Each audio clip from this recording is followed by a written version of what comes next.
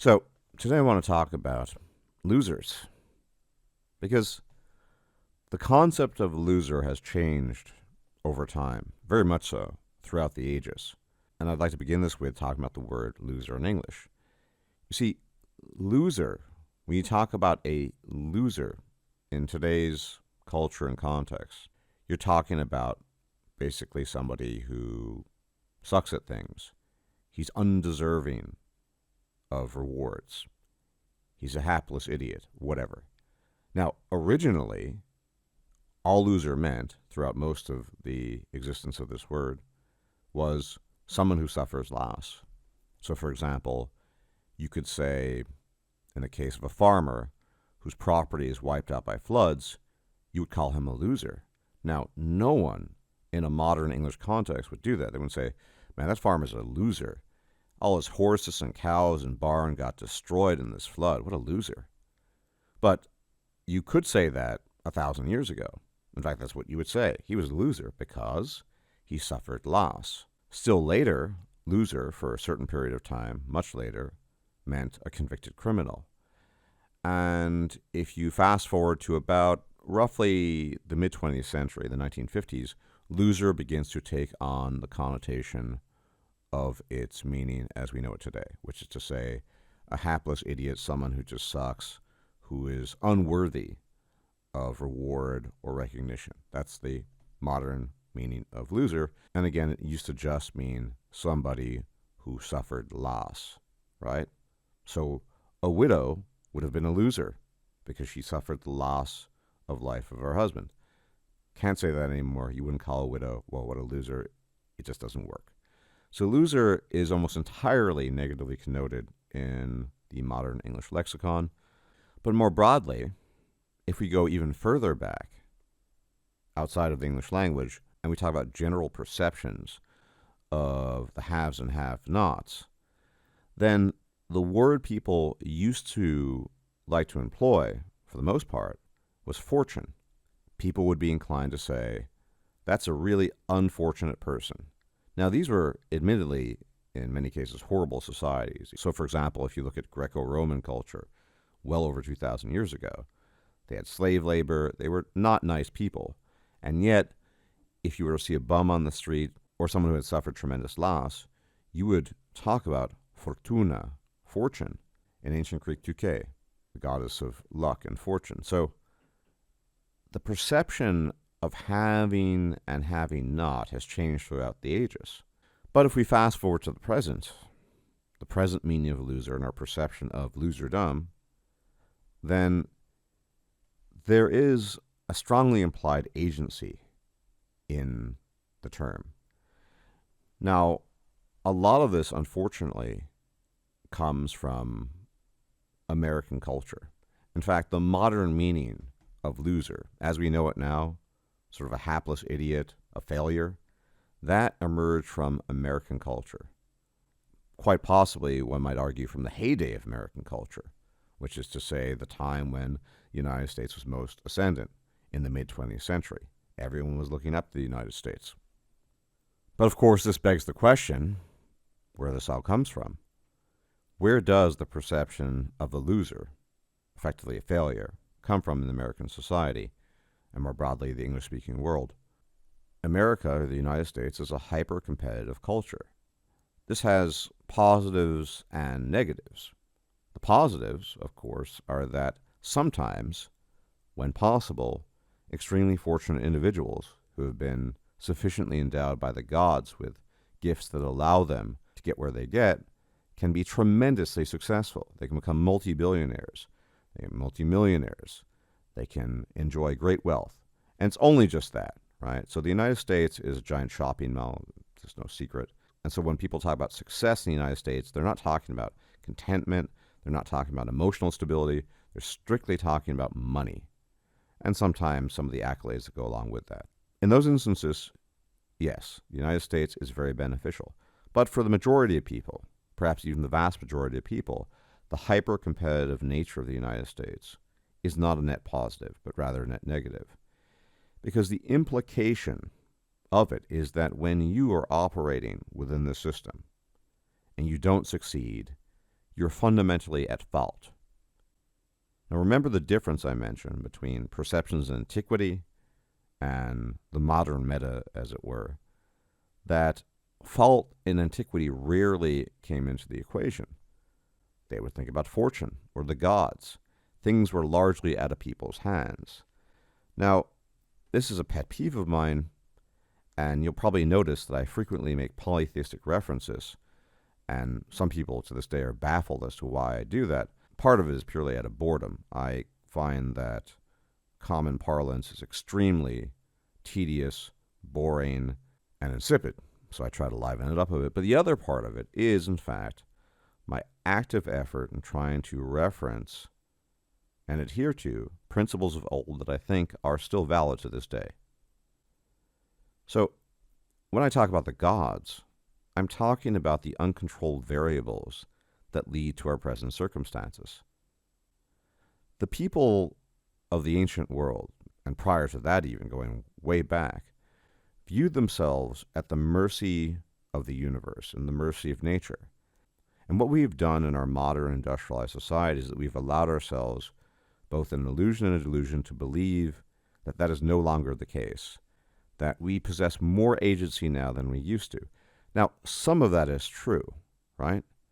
The fact that, for example, in Holland, they have powerfully built dikes that prevent flooding of a country that's very flat is an indication of something that has changed. 1,500 years ago, that wouldn't have been possible. In fact, much of the population shifts within that area is called the Low Countries of the Netherlands in modern parlance have to do with the coming and ebbing of the tides back in the day. That is one aspect of life in which, collectively speaking, we do have more control. However, the variables that go into the cocktail of success are still ultimately mysterious and still ultimately out of your control. And thus, we are all at the mercy of the gods, whether we like it or not. We can delude ourselves otherwise, but it's not true. And that is the wisdom of the ancients. Yes, they had less control over the world they inhabited. That's absolutely true. But at the same time, they also recognize certain fundamental truths that we have failed to recognize in a modern context. So let's go back to the United States. So you're a loser. And by the way, I'm a loser by every metric of normal American cultural standards. I am a loser. I don't earn a lot of money. I'm not super attractive. I'm not super tall. I don't have a particularly amazing life. Nor am I particularly accomplished in anything. Now, that doesn't mean that I enjoy the state of affairs. However, I'm hyper aware that a simple twisting of the knobs of cosmic fate could have and would have resulted in something else. One of my great hindrances in life is, of course, my constant poor sleep quality. Years ago, I worked a job that required a lot of concentration, and my sleep deprivation was getting worse and worse. I eventually got fired. I'll make no secret of it. Why, though? It wasn't my fault in any conventional sense. I simply couldn't focus anymore because the job requires so much focus and concentration, and I wasn't sleeping enough at all, that my work suffered from it. Now, in the conventional, crappy American interpretation of things, I am all the more a loser for getting fired from this job because I didn't push through. And for the people who say that, I don't have much sympathy or understanding. In fact, I dare challenge anyone to go for months, if not years and decades, with minimal to no sleep, and you try to hold down a very complex, difficult job. I guarantee that 99.9% of people would crumble, just like I did. I'm not exceptional in that regard. But I mentioned that story because things like that have made me hyper aware of the role of fortune in your life. I didn't choose to be a horrible sleeper and to have chronic insomnia. I just ended up this way. And the gods only know I wish it were otherwise. I try to do what I can to get by, but that condition in particular leads, in my case, to an extraordinary state of loserdom on top of all the other deficiencies I probably have. And so I want to bring it back to this conventional notion of the loser. In some cases, it's blatantly obvious. I think in the case of insomnia, unless you're a total moron, you'll get that not being able to sleep sufficiently for years will affect your performance at a job that requires a lot of focus and concentration. It's not rocket science. Or alternatively, no one's going to expect a paraplegic to do hill sprints or climb a mountain. It's just not going to happen, right? But for things that are less clear-cut, particularly in the American conscious and perception, the circuitry in the brain ceases to work properly. So unless there's some clear-cut interference that is obviously outside of your control, there's an automatic assumption of massive agency on the part of individuals, which, frankly speaking, isn't there. It's not there if you do any sort of analysis of cause and effect. The people who succeed in this world are the beneficiaries of luck. The people who don't are not the beneficiaries of luck. It's that simple. Which parents you're born to, how smart you are, how tall you are, what you look like, your talents or lack thereof, your environment on top of that. That's always been pretty baffling to me. This notion that people insist on, that environment is incredibly powerful and important. Of course it is, because all you are is a genome being cooked in an environment. But this idea that the environment offers hope of change, well, not really. If you are a child growing up in an abusive household with alcoholic parents, you don't have any influence on that whatsoever. And it's most assuredly going to mess you up big time, unless you luck out in the genes department and have extraordinary resilience.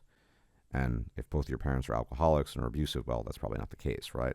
One does what one can, typically. And the problem with the assumption of loserdom is that one always assumes that more could have been done. That someone who isn't very wealthy is not wealthy because he didn't work hard enough, right? There are Americans right now working 4 to 5 different jobs, and they're still barely eking out a living, barely getting by. Are they not working hard enough? Oh, they're working the wrong thing. There are some Americans who, through no fault of their own, are so dumb they can't sort envelopes.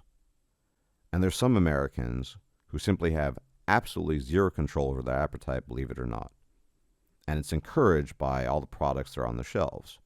So, I'm using the United States as an example because it's a sick, decaying society, more so than other Western countries, although other Western countries have similar issues, although not to the degree of the United States, because there's always this baseline assumption that you haven't tried all you could do within the limits of your abilities and capacities.